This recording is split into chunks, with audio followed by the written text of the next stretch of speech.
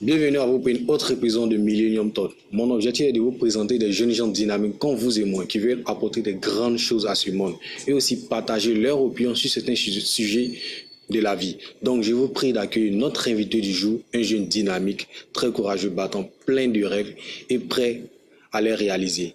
Donc je vous prie de recevoir notre invité du jour, Guy.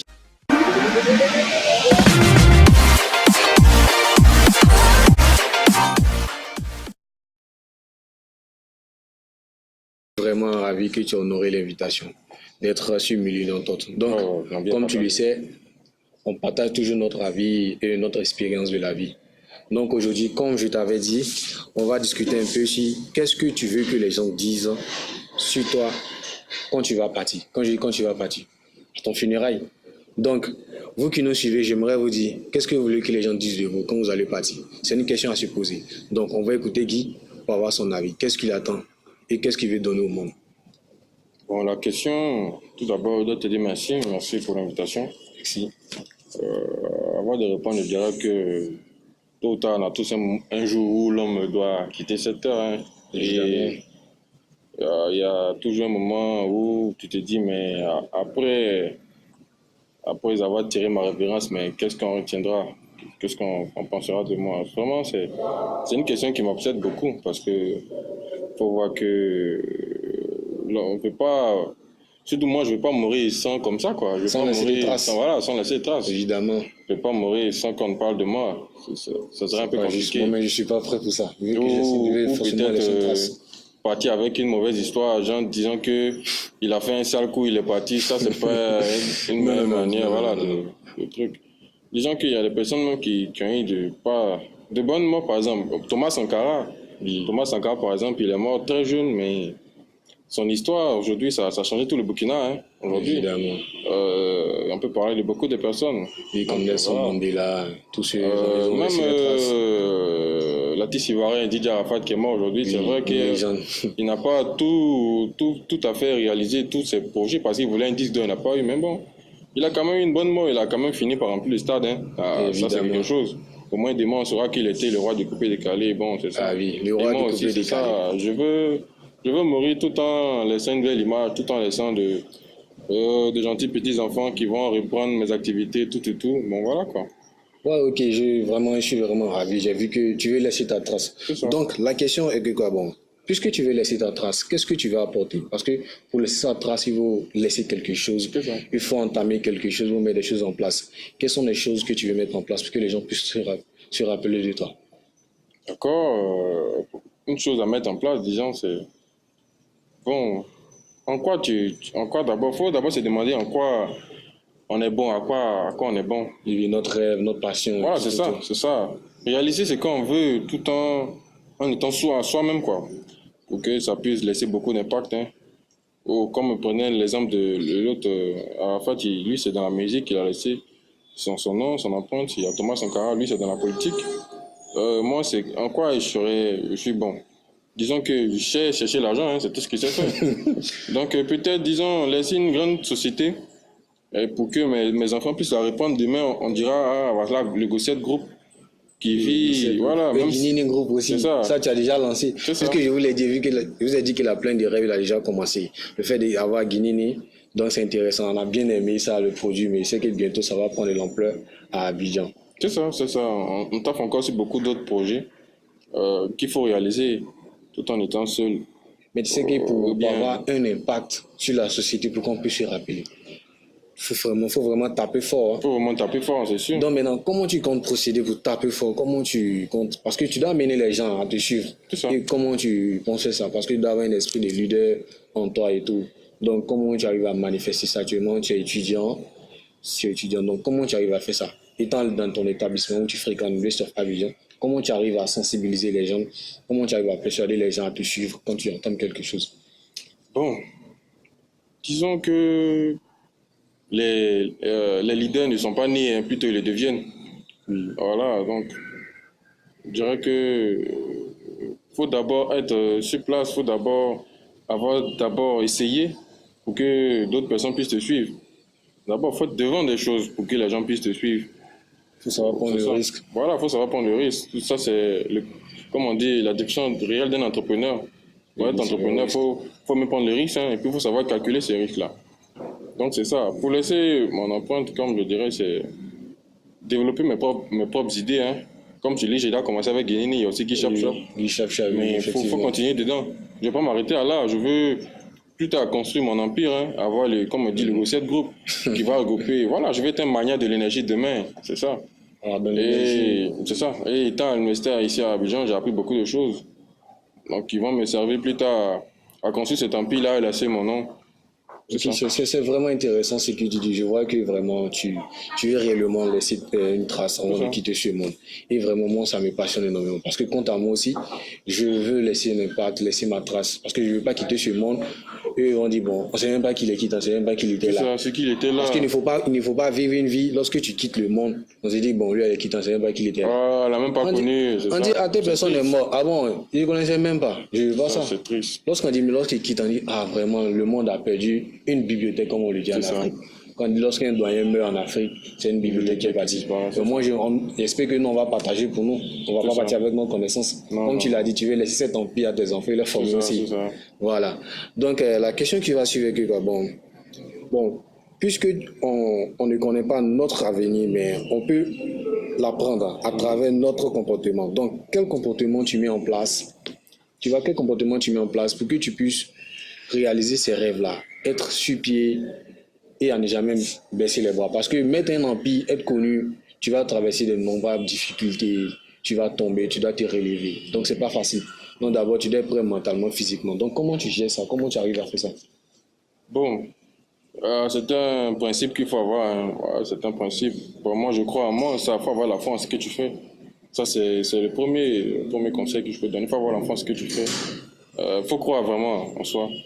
Moi, je me rends compte que plus quand je me réveille, mes rêves deviennent encore plus grands. C'est-à-dire que bon, j'ai beaucoup de choses encore à faire. Ça te fait pas peur souvent quand tu vois tes rêves? Non. Au moins, j'essaie de les réaliser. Comme je disais à quelqu'un, je ne m'assois pas pour rêver. Je travaille tout en rêvant. Donc, ça me permet de faire... Tu ne t'assois pas pour rêver, mais tu travailles tout en rêvant. C'est ça. D'autres, ils rêvent tout en dormant.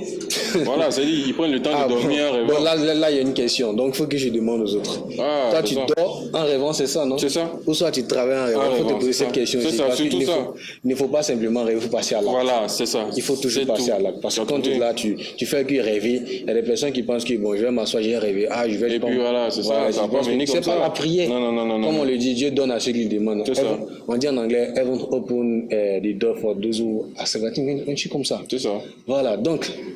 Faut pas dormir. Il faut travailler. C'est croire en soi, surtout croire en soi. Je me rappelle, j'ai écouté un discours de Mark Zuckerberg, le fondateur de Facebook. Il était, je crois, mis à Havane. Lui, il disait aux étudiants de l'année, il leur disait que si lui savait ce que Facebook allait devenir aujourd'hui, il n'allait jamais commencer. C'est ça. Il n'allait jamais commencer. Donc, si aujourd'hui, Facebook est devenu comme ça, bien vrai qu'il s'est imaginé, mais il ne pensait pas qu'il soit comme ça. Parce que quand tu t'imagines, tantôt il fait un truc grand, ça va devenir comme ça. Souvent, si tu n'as pas le courage, tu vas avoir peur de ça.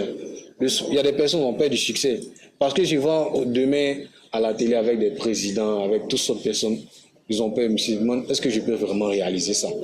Donc, souvent, il ne faut pas avoir peur de ce que tu vas devenir. Du moment que tu crois à ça, je crois que... C'est ça, comme on dit, c'est la foi. Il faut croire en ce que tu fais. Sinon, ça ne peut pas réussir, ça ne peut pas marcher autrement. Mais actuellement, bon, dis-moi, c'est quelle expérience, qu'est-ce que tu aimerais partager? Parce que tu as déjà commencé Guinini, tu es dans la procédure d'entamer Guy Shop Shop l'enseignement. Donc, quand tu as commencé Guinini, c'est que ça n'a pas piqué tout d'un coup, mais tu as eu des difficultés. Quelles sont les difficultés? Et puis, qu'est-ce que tu comptes?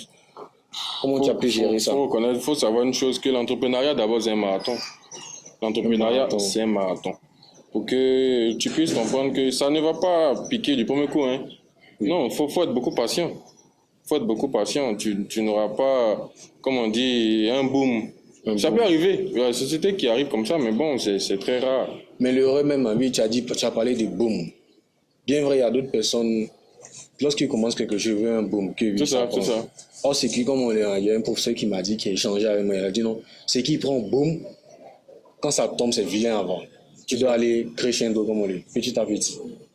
Mais toi, tu attends que ce soit boum. Maintenant, quand ça ne donne pas boum, il y a des personnes qui reculent. Oui, ils sont découragés, c'est fini. Non, donc, il ne faut pas lâcher, il faut toujours aller voilà, de l'avant. C'est un marathon. C'est un marathon, c'est tout.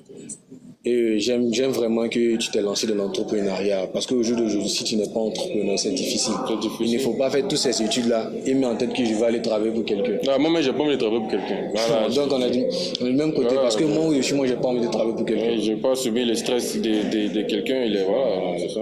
Mais est-ce que tu es d'accord avec ça? Comment on appelle ça? Toi que tu veux réussir, tu dois te mettre en tête que la réussite, c'est pas facile. Mais tu dois trouver des échecs, tu dois tomber plusieurs fois. Parce que quand tu dis à certaines personnes que ce que tu vas commencer, tu vas tomber, tu vas avoir des échecs, tu vas avoir des difficultés, tu ne veux plus continuer. Qu'est-ce que tu veux dire? Quel est le message que tu passes à ce genre de personnes-là qui disent non, que du moment que c'est pas bon, j'arrête. Or, il ne faut pas arrêter. Les gens ont peur d'échouer, ils ont peur du refus. Il ne faut pas avoir peur parce que les échecs, les refus, tout ça, c'est des expériences qui, au fur et à mesure, ça nous forme.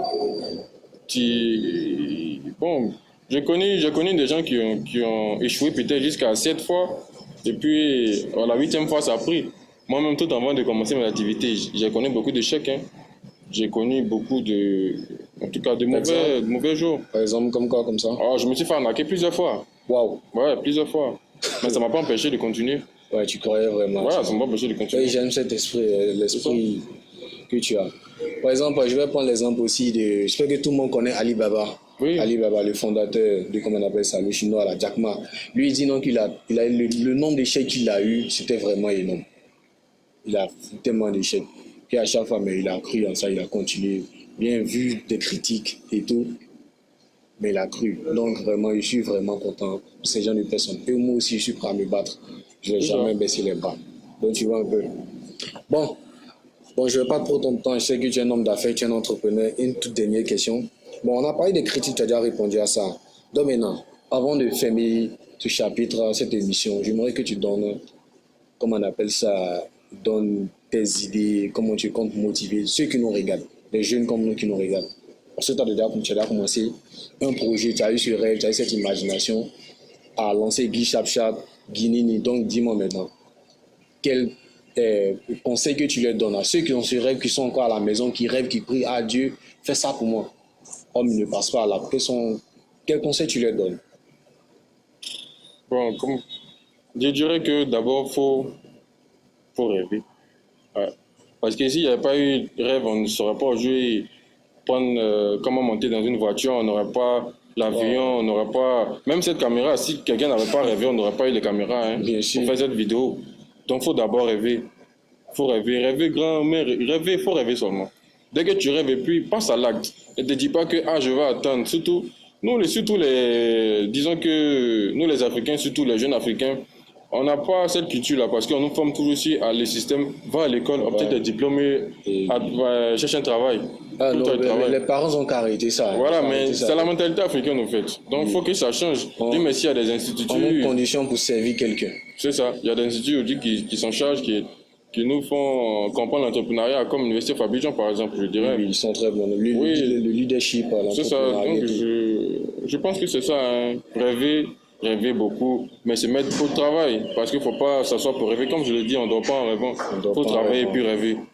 C'est ça. Donc, continue de rêver et puis aller passer à l'acte, quoi. Et puis surtout être patient. Surtout la patience. Voilà, surtout la patience. Comme je dis, c'est un marathon. Comme tu dis, Jack Ma, Jeff Bezos et autres, ils ont commencé par d'énormes échecs, mais ils ont été patients. Ils ont été patients, ils ont cru, c'est ça. Faut croire. Oui, tu as dit par exemple l'imagination, tout est venu d'une imagination. Tu sais, il y a un mot tu as dit, comment on appelle, il s'appelle comment, personnellement, Einstein. Il a dit en anglais, imagination is everything. It's the beginning of life coming to attraction. Alors, si je traduis ça en français, et que, comment on appelle ça, l'imagination est tout. C'est ce que tu vois dans ton imagination, c'est ça. Ça veut dire que ça doit venir de ce monde. C'est Dieu qui t'a communiqué cela. C'est ça. Donc, tu dois croire en ça, il faut croire en tes imaginations. C'est bien, rien n'est impossible sur cette terre-là. Du moment que tu as pu imaginer, c'est que c'est réel. Bon, on va pas prendre trop du temps, puisque tu es un homme d'affaires, tu dois prendre fait d'autres choses avec les études et le travail. Bon, mes chers amis, je suis vraiment, vraiment, vraiment content de recevoir Guy sur ce plateau. Et je compte sur vous aussi. Si vous avez des idées, je vous demande de passer à l'acte. Pas de rester à la maison, à rêver que ça va se réaliser en priant. On passe à l'acte comme il a dit. Ça, c'est la solution. Et ça, c'est comme on dit en anglais, du bottom line. Donc, je vous dis de liker cette vidéo, de la partager en nous suivant sur Facebook, sur YouTube et bientôt sur Instagram. On va poster des trucs là pour vous nous suivre. Donc, si vous aussi vous aimerez participer à cette émission, laissez vos informations dans les commentaires. On va chercher à vous contacter et on va vous inviter. Donc, je vous prie de nous suivre. Merci.